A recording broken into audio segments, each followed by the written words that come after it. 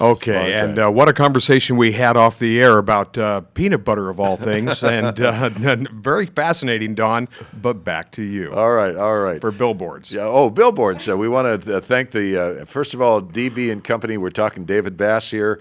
A wonderful resource in our community for the largest businesses, the smallest little companies, for your printing, all your marketing needs. These guys know how to get it done, and it's just dbandcompany.com, and there's a phone number. They're right next to Happy Jack's and right behind the Fox Theater. Easy to find. These are the guys to go to for all your needs like that. And then the Colon Therapy Center with Janet Eileen Mitchell. This is a very gentle way to cleanse your body, and it's a wonderful service, therapeutic service they're offering here, and it's at bakersfieldcolonics.com, and they'll show you all about it, and 378-3408.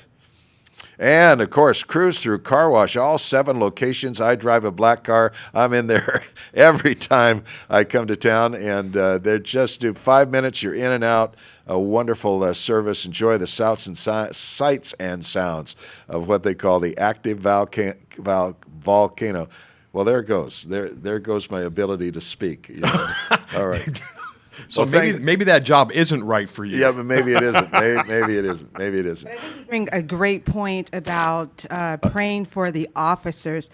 I had Arlena Waller here. And, hi. I wasn't even invited yet. Our queen of female fabulosity, and she is fabulous herself and teaches women how to really maximize everything they are. You're doing such a wonderful work. But go ahead. We were talking about our police officers. Yeah, I had the opportunity to hear the end of the discussion, and you were talking about how you stop and pray for the police officers, and I think that's phenomenal, and I think that's something that the community can do. Instead of, being fearful or, seeing them in a negative light, stop and pray for them. I really did like that a lot.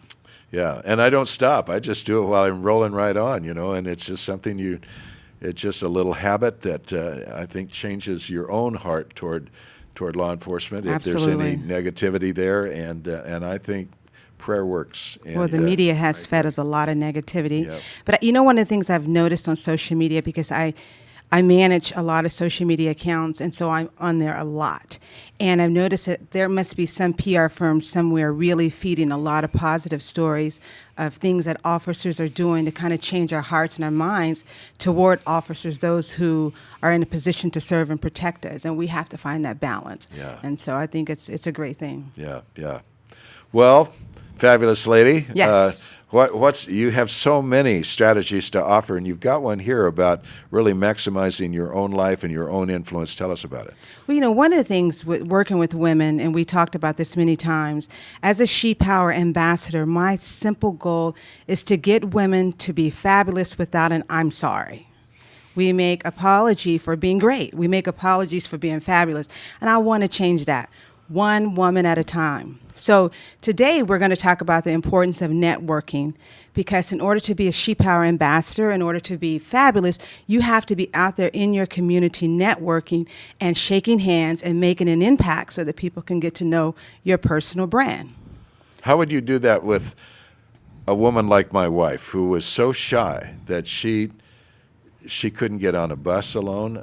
She was so sensitive that she thought if you closed the drawer too hard, the wood might hurt. If you stepped on the grass grass might hurt. I mean, she was so shy, so sensitive. How do you help women come out of that kind of sensitive shell?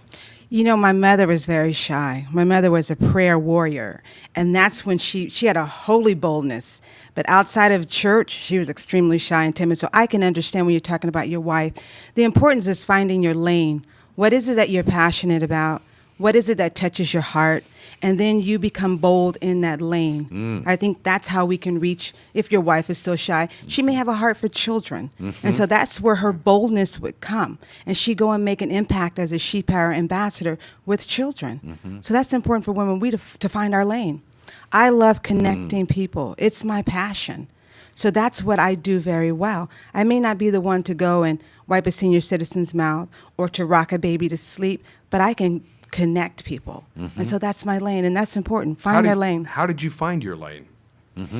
Well, sometimes as we grow and we become older, our brand will change. And so when I was in Texas and I was doing television, and I loved it. I loved being behind the camera. I loved changing people's lives and seeing them grow. And then when I came to Bakersfield, those opportunities were not available for me. And so I had to rebrand myself and find my lane.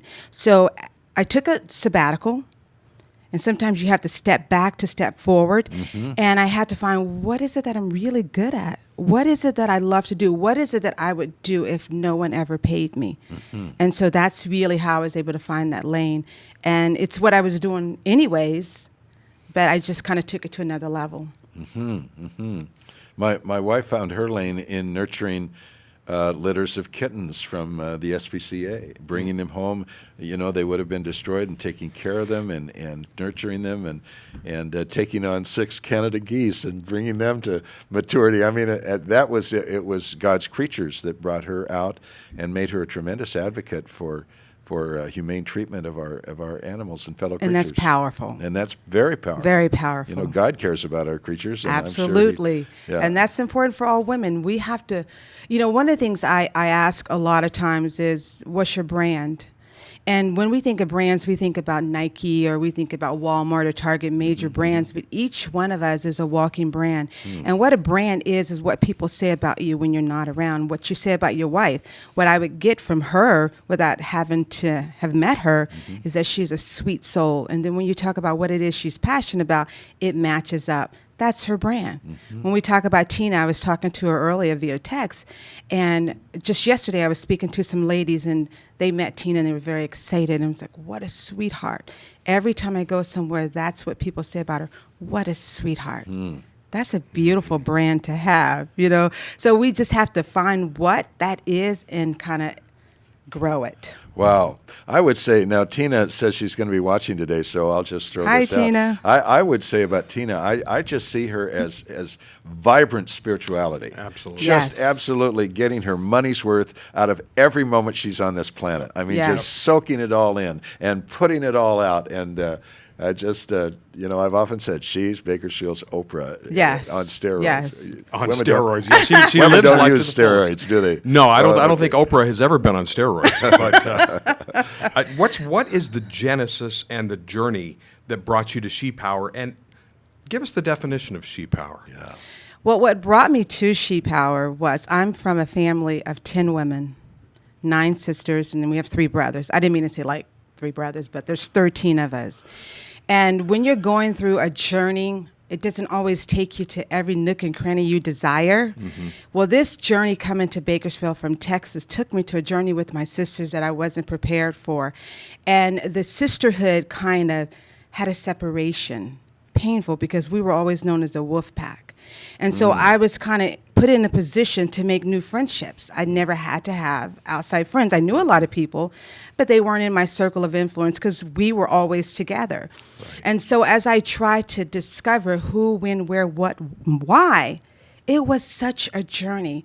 And so I discovered that if I can make the path easy for women, if they're ever in my situation where they know how to connect with other women, where they can have a mentor and know where to find her, right? Networks, events. If I can make this simple for women as an ambassador, then we can just duplicate that. That's really where it came from. An honest place. As you really come into your own in the fullness of yourself, I think of that scripture that says, all creation stands on tiptoe waiting for the sons of God to step into their own. Right. And yet, as you do that, sometimes the people that always have known you one way find it very difficult to accept you as a more expanded version of yourself, as a better version of yourself. How do you escape being the prisoner of other people's perceptions? What I've learned is we are really the prisoners of our own perceptions, because I was comfortable being the bridge. I was comfortable paving the way for everyone else, and I was okay with that because I didn't want to be in the forefront. I didn't want to be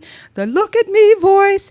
But what happened is I needed to take that step in order to continue the journey that God has put me on. So sometimes we're our worst enemy, and I discovered during this journey that I absolutely was my worst enemy.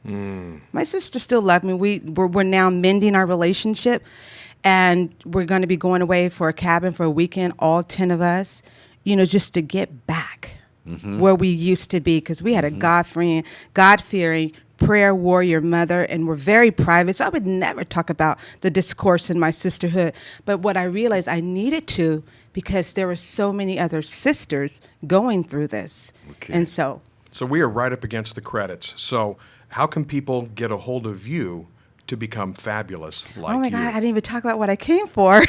But you know what? They can get a hold of me. Just go to my website, arlenawaller.com. I'm on Twitter and I'm on Facebook as well. But I also want to say this tonight. I really want everyone to come out to the Rowdy Awards. That's going to be at the Fox Theater for the CSUB Scholarship Fund. All right.